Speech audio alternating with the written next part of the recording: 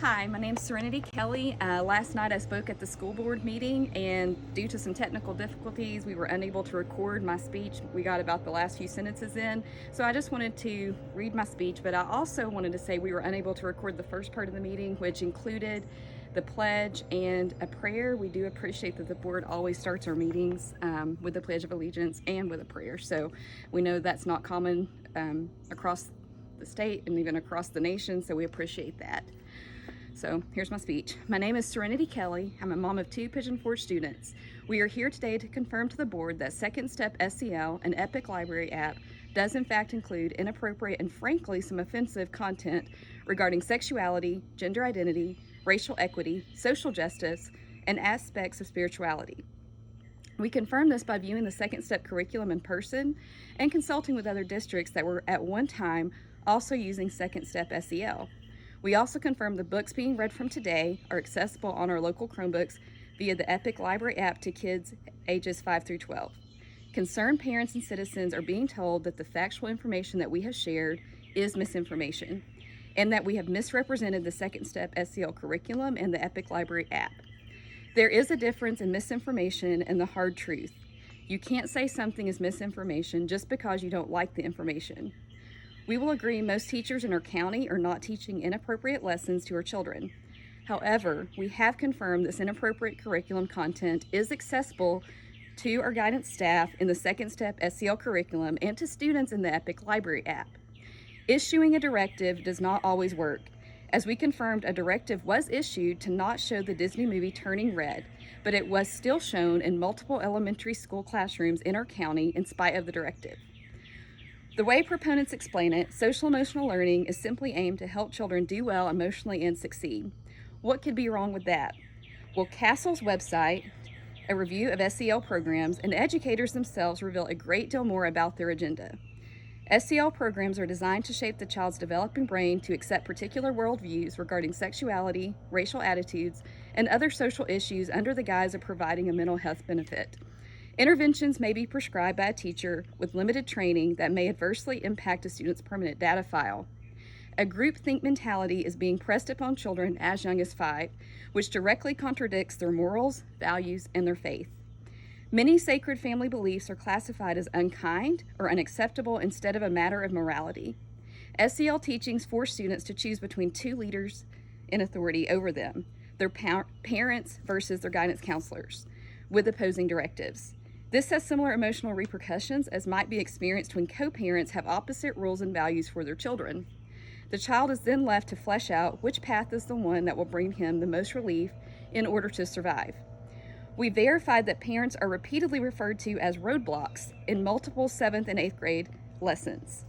Jennifer McWilliams, an educator who was fired in Indiana for speaking out against SEL, has said, "The thing I find to be most disturbing about social-emotional learning is how well it disguises its true sinister motives. Parents do not understand that SEL psychologically manipulates children to question and eventually rebuke any Christian or conservative beliefs that may be taught in their home.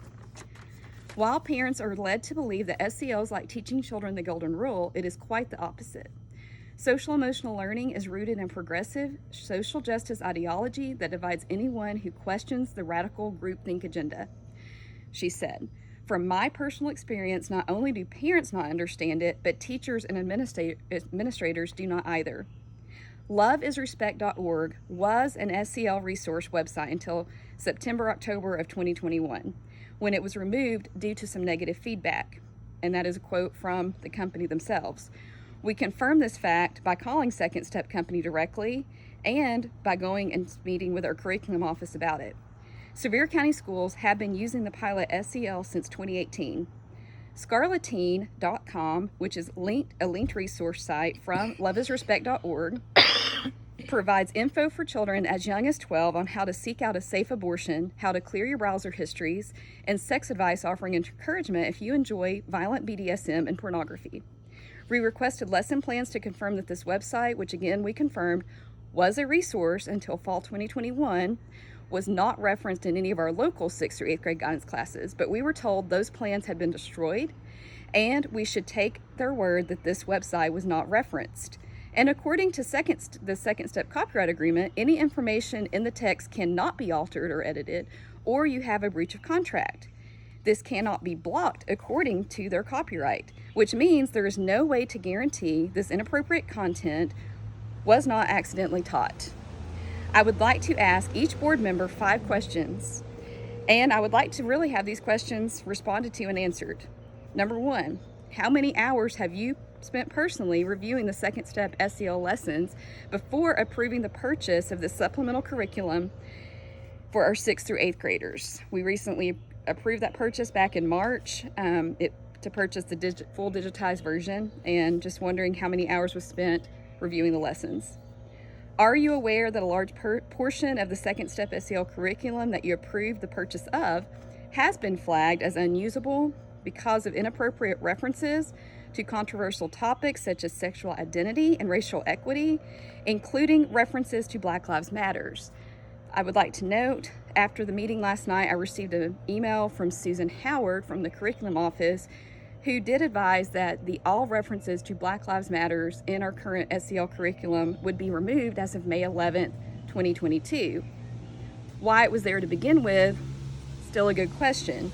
There's still plenty of references in the curriculum to racial equity and social justice that should be a concern to all parents. How many hours have you personally spent reviewing the books in the Epic Library app? Who are the gatekeepers for our schools, and why are they asleep at the gate? Who is responsible for monitoring the digitized updates of Second Step SEL and Epic Library? There are other districts that are having issues with what they're calling a bait and switch, where these companies are doing updates and adding in lessons that when they were initially approved, these were not part of the curriculum. However, they are being added and unfortunately being shown and taught by maybe less inexperienced guidance counselors, and books are being seen that teachers were not really aware that were not there initially in the Epic Library app. We hope that providing this information, it will encourage other parents and taxpayers to look at the curriculum in person and see for yourselves what is embedded in the curriculum itself and what the children in our community have full access to on their Chromebooks via apps like the Epic Library app. Today, I'm formally requesting the Epic Library app be removed from all of our Chromebooks. I'm also requesting that the board takes the time to fully review Second Step SEL and that they will agree to remove it as a guidance curriculum. Parents need transparency, and we deserve better than guidance counselors can use teacher supplemented materials at their discretion and just create their own lessons. This is being done without parents fully being aware of what topics specifically these lessons will be on. We need better. Thank you.